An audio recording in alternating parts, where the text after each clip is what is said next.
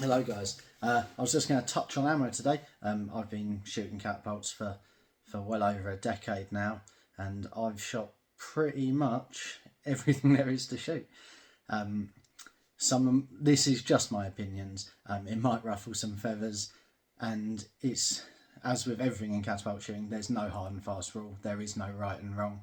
This is just my opinion on what ammo is good for what different types of shooting.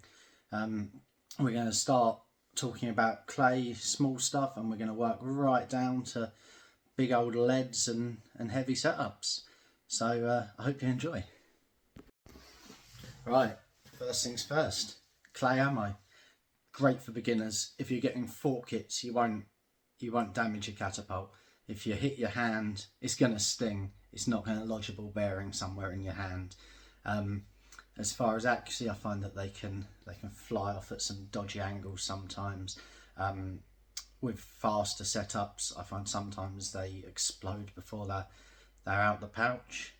Like I say, if you're a beginner and you just want to hit some cans, yeah, nothing wrong with them. Cheap, biodegrade, not going to hurt yourself or your brand new frame with it. They're there for basically that purpose. Once you get a bit more experience, you're probably going to switch to either lead or steel. So moving on to small steels, 6mm, great for punching paper. You know, they fly fast, they fly super straight. However, they lose a lot of power as they go down range. The same with the 7s. They're great for target shooting and paper punching. Some people I've seen doing the knockdowns at competitions have been a little bit unfortunate where they've got a clippy shot and it hasn't fully knocked the target down. It's just gone whoop and back up, so it doesn't count as a knockdown. So even for competition shooting, it can be a little bit ropey. Right, moving on to 8mm. Now we're sort of talking into hunting range. You can hunt with 7s. I've seen it done. I personally don't like them. You have to hit something perfect. I mean, right in the side of the head. There's no wiggle room at all for error. With 8, we're still getting a nice flat trajectory. I'll take longer shots with 8s than I would heavier ammo because I trust my judgment, because there's so much less holdover. You know, you've got to do less calculations in your head to hit that target at range. They're flying straight, they're flying fast, they're killing differently than big leads, which is something to note. They're killing via penetration, so they're going in one side, out the other, and hopefully putting some energy into whatever you're hitting. Whereas a big lead, you're probably not getting the same penetration. It might go in, it might bounce off, but that's killing with blunt force trauma instead of penetration.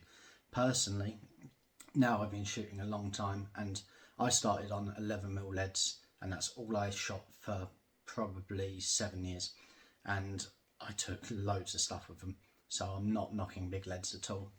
But I'm putting more in the pot on 8mm purely because the accuracy is there. If I'm aiming something, I trust that I'm going to hit that something. You know, if I'm aiming at a pigeon head down to crop, you're going to kill it. No two ways about it. Some people don't like it. And I'd say exactly the same for 9s. Great ammo for targets and hunting, provided that you're accurate enough. So it has to be head, neck, crop. That's it. Again, rabbits, squirrels, just head. A neck shot's not going to do it. But they're now my preferred target band and target ammo and hunting ammo. The same can be said for 9s. That I'd group them in the same, and some people shoot 8.5, but I'd lump those all together. Right, moving up in size, we're talking from 9.5mm through to 10.5. This might ruffle some feathers. For me, they're basically a total waste of time. They haven't got a flat trajectory. So Where they're a bit heavier, you're going to have to think about your holdover a lot more. And accuracy kills, power does not. So hitting the target is far more important than hitting it hard. So that is the main caveat with this mid-range ammo.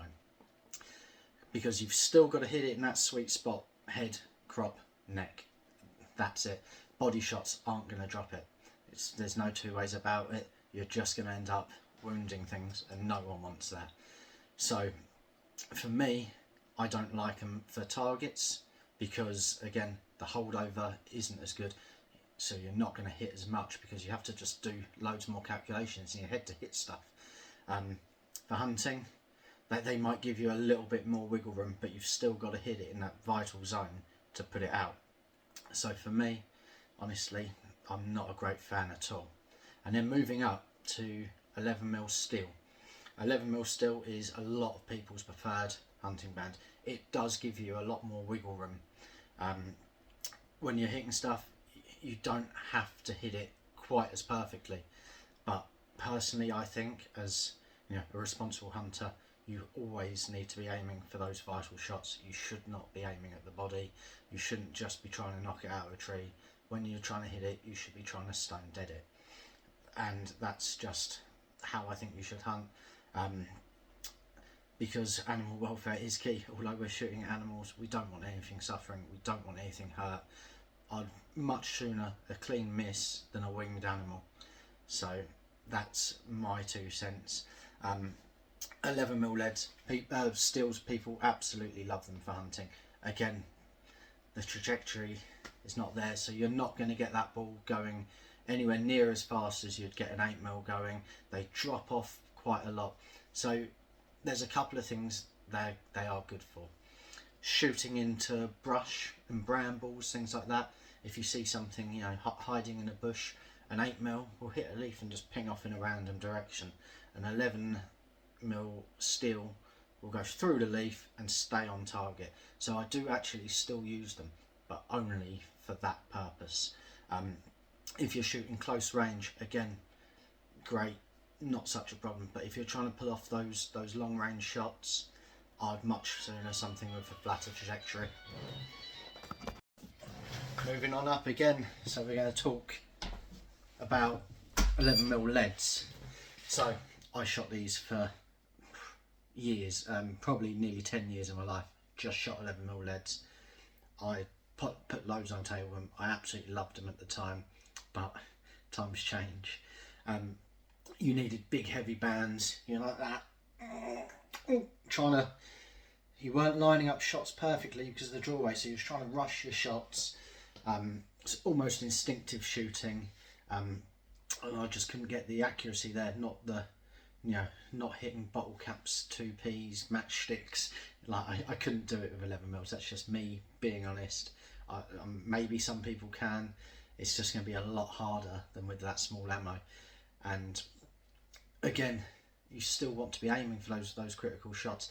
It's not the miracle cure that people seem to think it is. Oh, if I hit it, it will drop. It's not the case. You've still got to hit it clean. And again, it's the drop off that we're contending with. If they shot straight, everyone would shoot them. Unfortunately, they don't. You end up rushing shots.